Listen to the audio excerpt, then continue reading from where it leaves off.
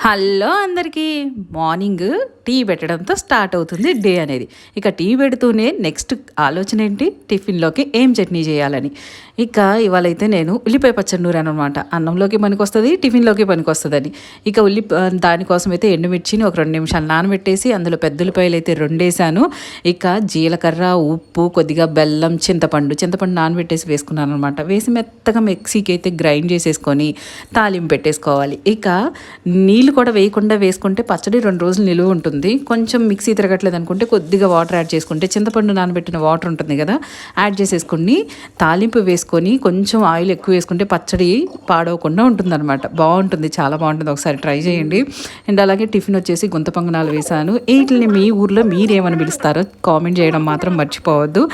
అలాగే ఇక ఫైనల్గా మా టిఫిన్ అయితే గుంత పొంగనాలు, కొబ్బరి చట్నీ, అలాగే ఉల్లిపాయ చట్నీ.